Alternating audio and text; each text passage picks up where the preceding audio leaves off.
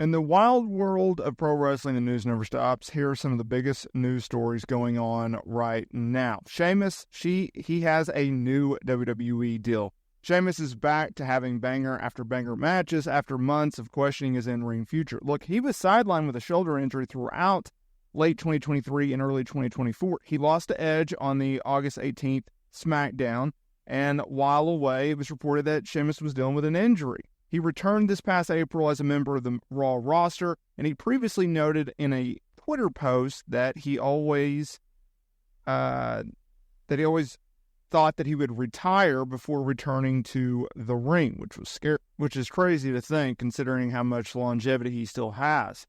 Now, the good news is he ended up returning, and the pain in his neck that almost cost him his career, it's gone, and he was medically cleared to return. News broke earlier this week that he signed a new WWE deal. It was revealed on the Pat McAfee show. However, no further details were given at the time. Now, Uncle Dave Meltzer, he noted in the latest edition of the Wrestling Observer newsletter that Sheamus had signed a 5-year deal, which goes in line with other talent contracts. It was added that WWE has started working on at least 15 talent contracts whose contracts would be up over the next few months, which is always a good thing. Now, I got some bad news for WWE fans. WWE Friday Night Smackdown is about to experience more changes than just moving stations. Last week, the premiere episode saw a new look with colors and graphics. They had an overrun since SmackDown doesn't have to get off the air 2 minutes before your local news broadcast kicks up ahead of the move. So there is a little bit more flexibility on the USA Network compared to Fox.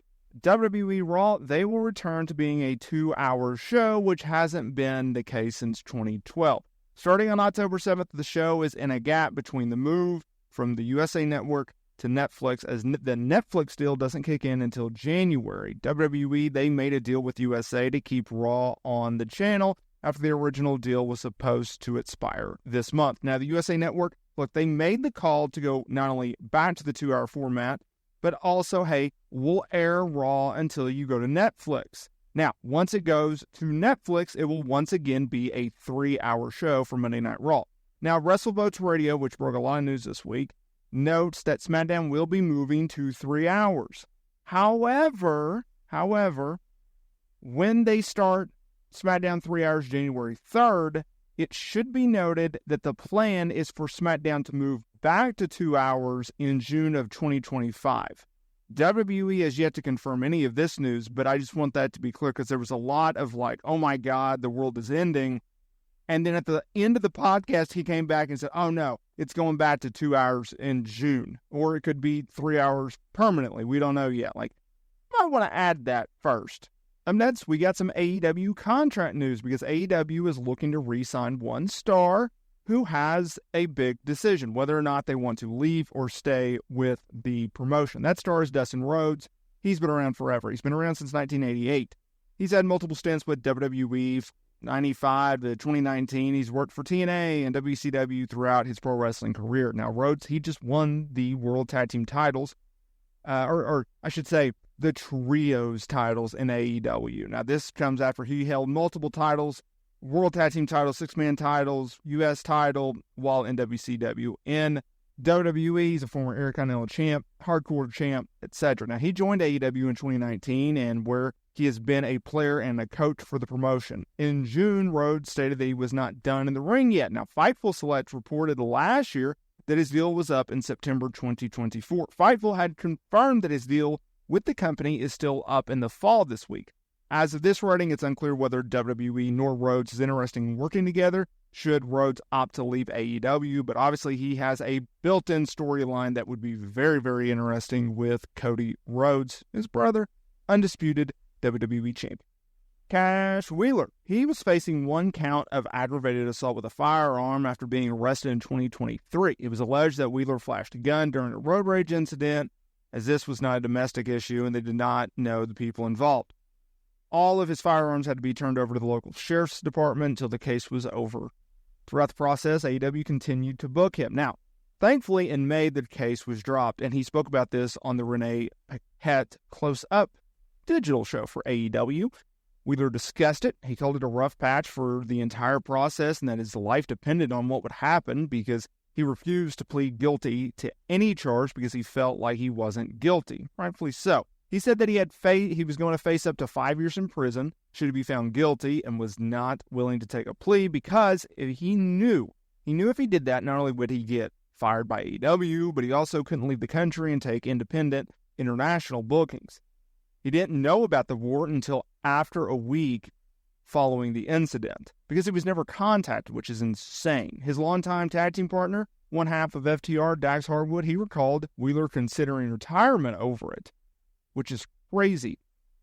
Wheeler noted that for him at the time, he didn't love pro wrestling the same way because it just wasn't the same for him. However, he had to escape what was going on in his personal life, and wrestling was that. So he just kind of got through it. He said that he knew he didn't do anything wrong, so he didn't stress about it. And therefore, that was why he was so adamant that he would not take a plea. He would not plead guilty to that, and rightfully so. And finally, Miro wants out. After being sidelined for all of 2024, Miro wants to terminate his deal with AEW. Fightful Select reported this morning that Miro has requested his release from AEW, and per the report, Miro was sidelined longer than AEW anticipated following his match with Andrade, who's not even in the company anymore, in December 2023 at the World's End pay-per-view event, but has been healthy for a while. There was consideration to have him work the All-In Casino Gauntlet match in August, but that didn't happen. Miro, he even pitched working with John Moxley earlier this year, but Miro and AEW could not get on the same page creatively. This was said that to become something common between the two sides over the recent years of not being able to get on the same page. Now, it's unclear whether or not he has even been granted his release as the recording of this video, so that may have changed. Breaking news happens to all of us. Or if WWE is interested in bringing him back. Miro had been making 7 figures in AEW after signing a deal in September 2020 that was slated to expire in spring of 2022 before signing a 4-year extension that would keep him under contract with AEW until spring of 2026. So, he wants out. I don't think WWE brings him back. Look, you have a problem one place, okay, fine. He's gone. You go to another place and you have a problem, okay, but what? Look, WWE released him. What is the deal here? And I understand, there's been rumors that Miro refused to do jobs and stuff like that, but it's in AEW. If that's the case, hey man, that's on you, right? You're there to do a job, whether it's to win or lose. But either way, you're doing a job. So we'll see how everything shakes out, but I don't think he goes back to WWE.